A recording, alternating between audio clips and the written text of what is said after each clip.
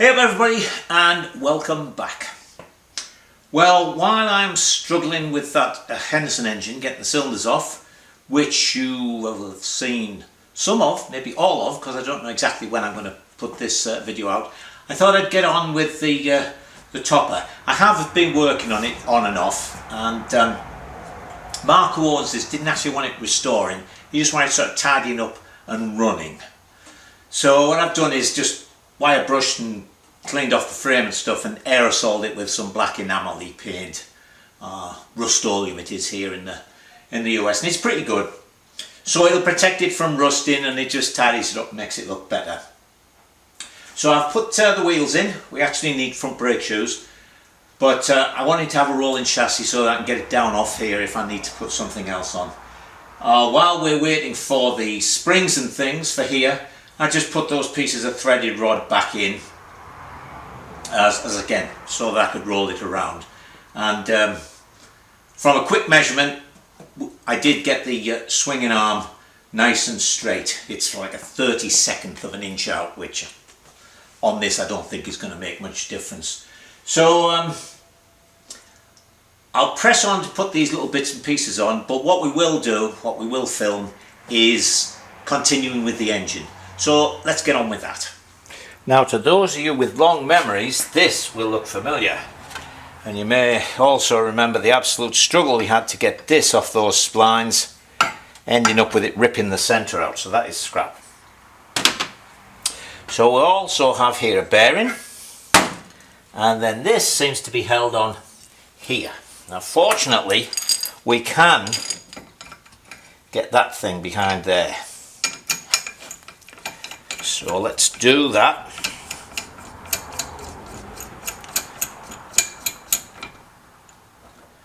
Let's see if we can pull this thing off.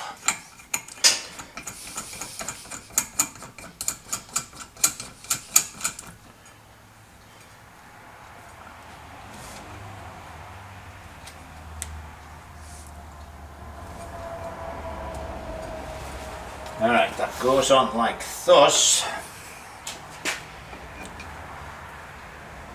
Where do these go on? That doesn't go on anywhere, that's the puller thing.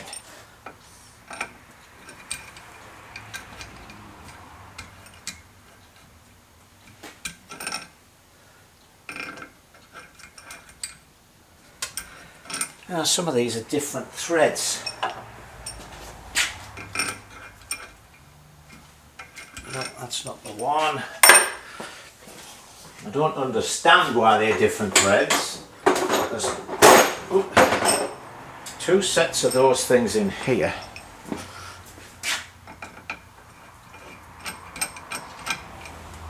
And that one will go in there.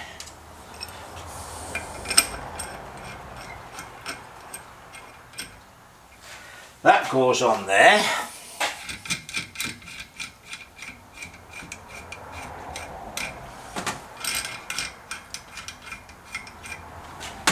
I should have just set this up, shouldn't I? Never mind.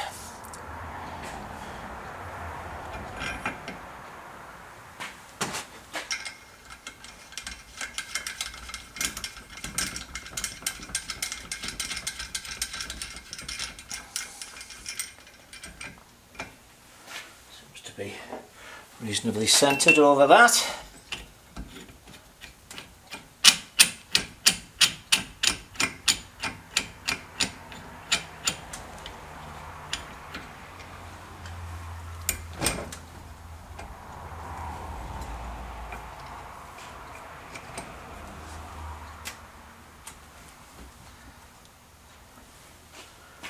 Right.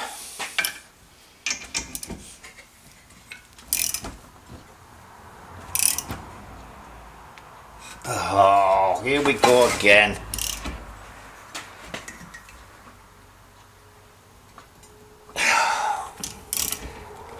Why everything on this is so bloody seized here, I don't know.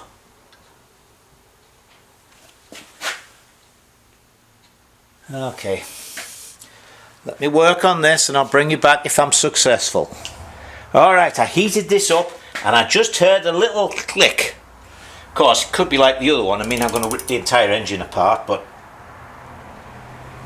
No, here it comes.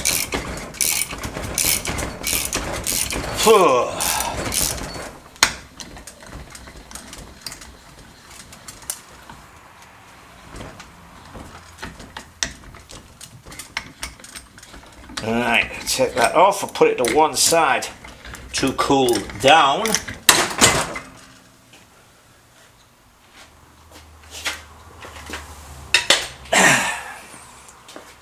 Now we can take these out. You see it's smoking. We'll take these out, which look like, oh, they aren't. Yep, that's it.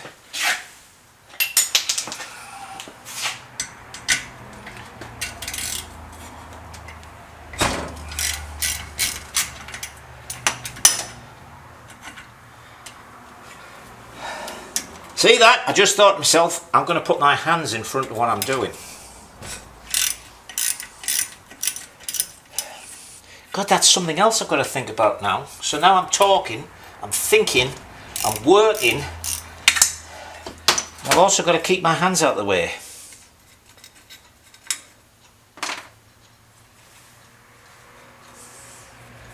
There, they're only half in the way there.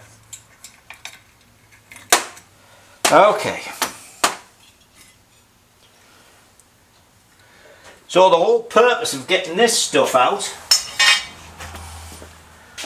was to get that oil seal. Let me get a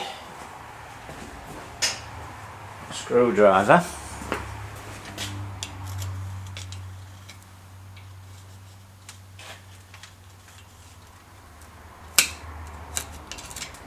That's a little spacer.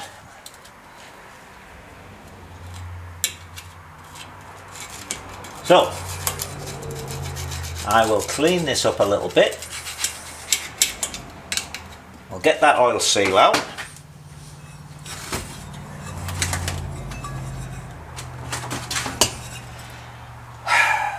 And then we've got to see about getting this off and that off to get this oil seal in here. Anyway, we'll let this shaft cool down because it's like when I'm welding, the number of times I've welded something on one end and then when I go to weld it on the other end I get hold of that end to move it around. So go make a cup of tea. Now this side's also got a key in it, so we'll get that off.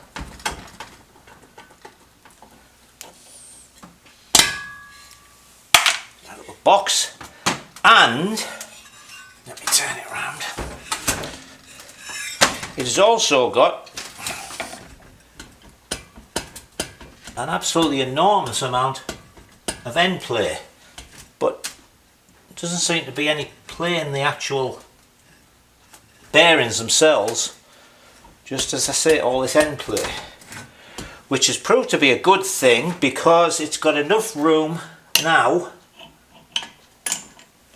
when it's pulled out completely to get this two-legged puller on. But I'm really dubious about this because this is the rotor with the magnets in it. These two things here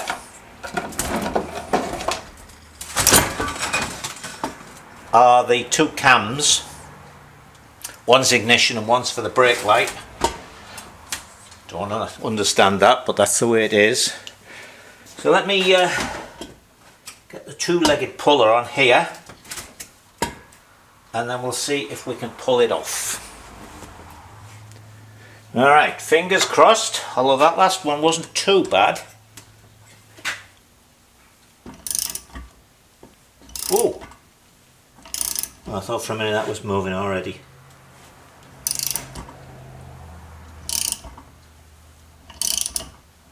Yes, it is. Here it comes. Oh, I'm thankful for that because, as I say, I didn't want to put too much pressure on this side because of the rotor.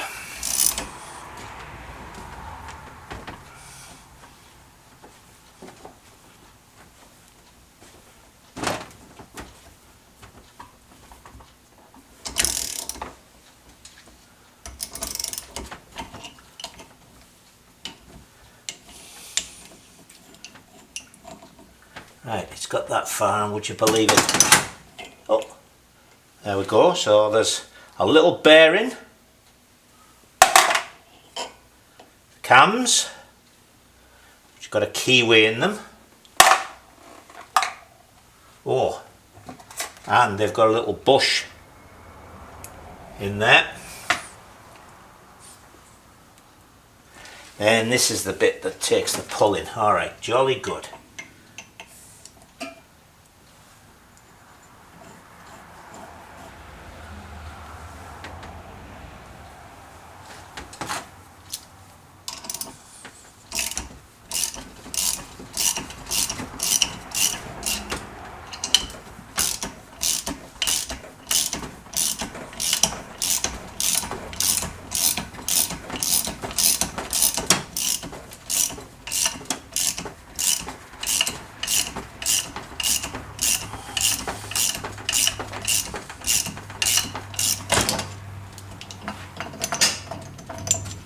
There we go. There's that off. Crikey, there's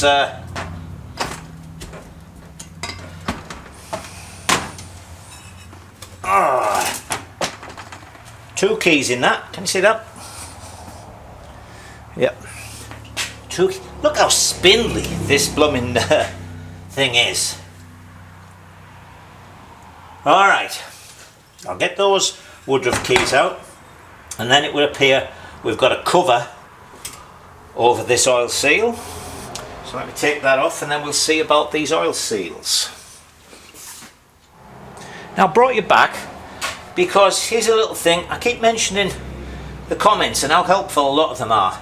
Well, a while ago when I was having trouble getting the Woodruff key out, somebody sent me a comment and said use a pair of side cutters. They have a name for them here and I can't remember what it is, but anyway, because they grip much better than pliers or anything, and actually it works if you put them on. Now my hands are really in the way, I know, but if you put them on and lever it, out it comes. So that was a long time ago. I can't remember who told me to do that, but thank you if you're still watching. Alright, taking the screws out. I had to give this a bit of a twist, but that's come loose.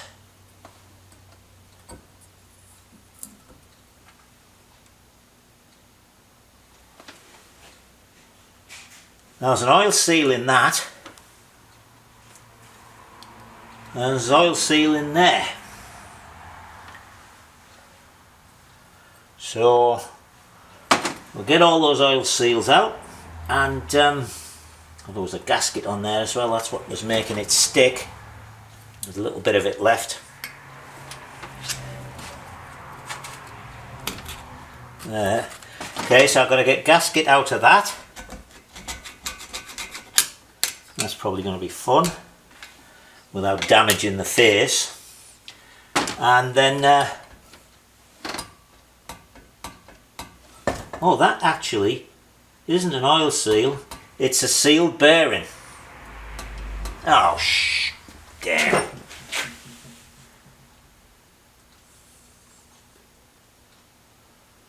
Oh, we don't want to end up going too far into this thing. Is that what it is on the other side as well? Hang on, let's have a look here.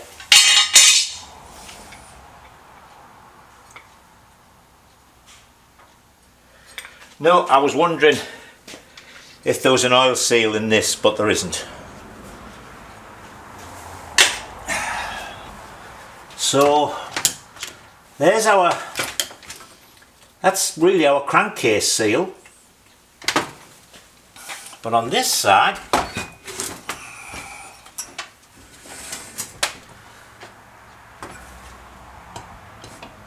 no, that's not a bearing, that is a seal. So let me get that seal out, and is that a seal?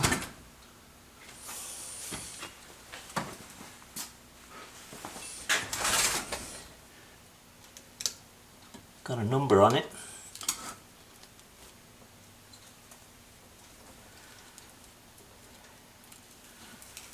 Yeah, that's an oil seal.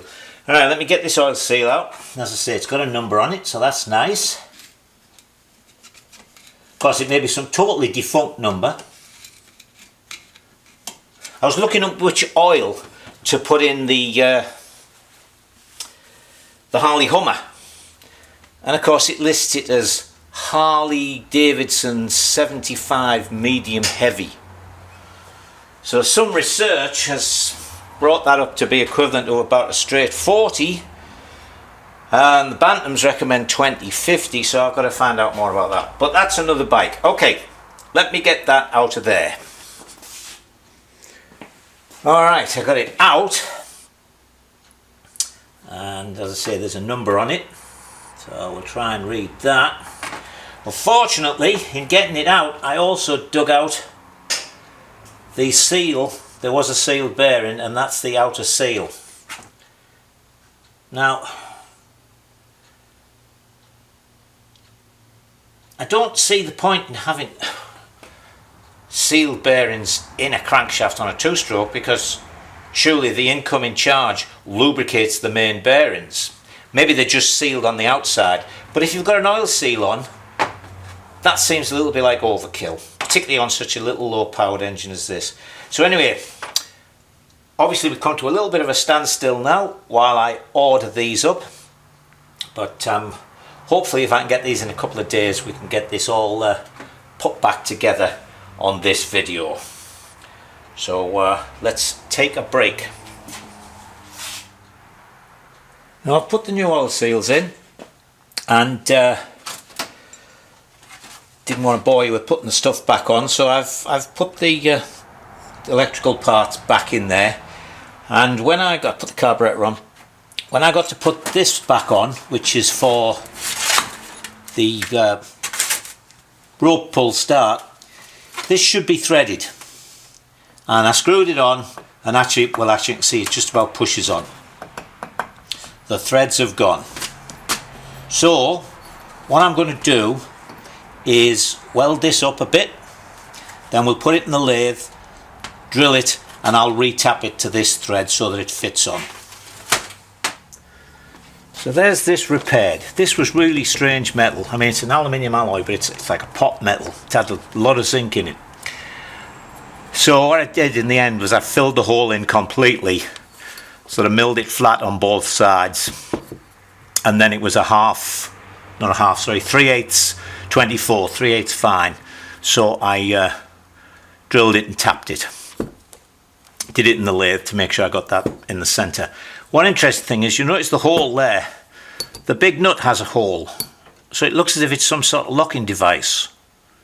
I don't know if there's a pin should go in there. I'll have to look at the video, see what there was when I took it apart, but for now let's just put this on and see what happens.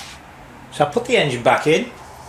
I'm still getting a nice big spark, but it won't run. But I have something of an anomaly, because you see I've taken the carb and everything off. Carburetor was flooding. I mean, it was pouring out the choke, so the carb was full of gas, full of petrol. Slipped up there, but the spark plug's as dry as a bone. Now I've taken this off. Well, when I first took the carb off, I checked them. When I turned the engine, these seem to be opening fine. They don't open much, but you know, I still might not have good enough compression. But anyway, I've taken this off. I'm going to strip the carburetor again, find out why it was flooding, and find out why, even when it was flooding. Oh, that was the other thing. When I took this off, these were dry as well. It's as if nothing's getting through the carburetor, even when it floods. So let me work on the carb.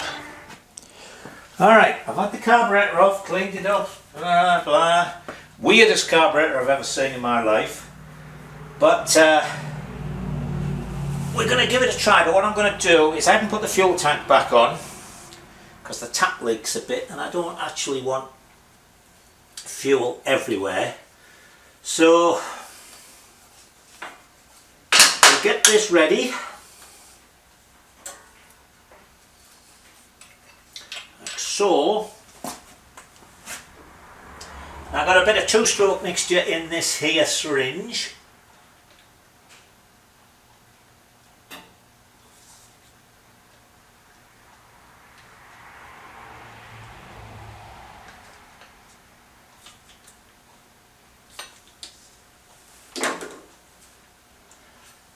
So there's no excuse if it is the carburettor, because we've bypassed that. I'm getting a good spark. I've put a better plug in for, let's see. Oh.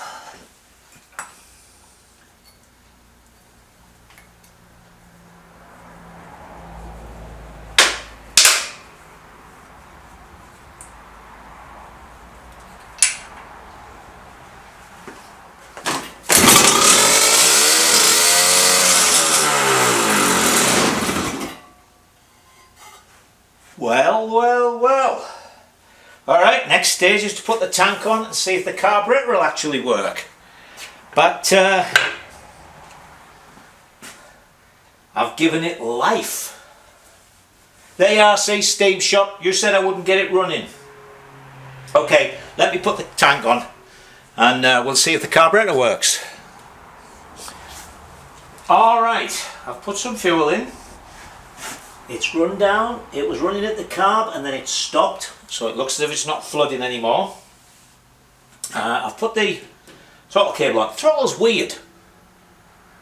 When you twist the throttle open, you actually push the inner cable. For a minute I thought this was on, I put this on the wrong way around, then I thought, no wait a minute, I didn't put that on. That was already on, connected. So anyway, got the throttle closed at the moment. Some fuel in. Oh, nearly. Maybe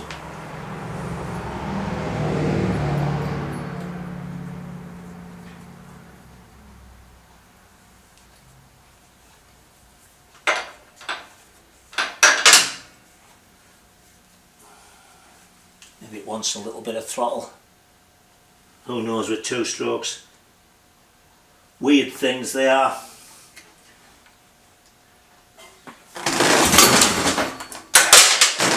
Having said that, I did start with a BSA Bantam on the road. Never ridden a bike. Bought it from a chap at ICI Wilton, which was right on the main road. I went to work with a helmet, gave him the money and rode it home. Got home in one piece somehow.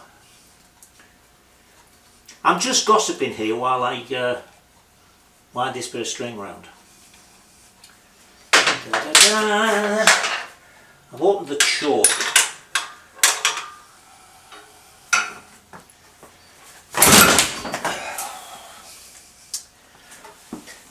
Now there's all sorts of strange things. There's actually, I should have shown you I suppose, there's a needle valve down here that goes right through the float chamber and goes into the hole that feeds to the riser. It's weird. It's positively weird, so I don't know what I need to have in, what I need to have out. I'll give it one more pull while you're watching, and then I will switch you off and fiddle around and see if I can get it so that it starts properly, and then I'll bring you back. I've already got a great big welt there, look, from hitting this thing. Time for you to go bye-byes. Well, I can't get it to run again. I just pulled the plug out, it's soaking wet, so it could be that I've flooded it because there's petrol all over the place. But it's getting on for 5 o'clock on a Saturday, so we're going to call that it for today. Use this weirdo thing, switch that off. I'll finish this video, put it up, and then who knows, next week might be some more of this, or if I've managed to call a George, who's been very elusive, I'll have the top half of the Henderson engine and we'll be looking in the inside of that. So anyway, as I say, I've got to go off and do this video for you, so until I see you again, enjoy yourselves.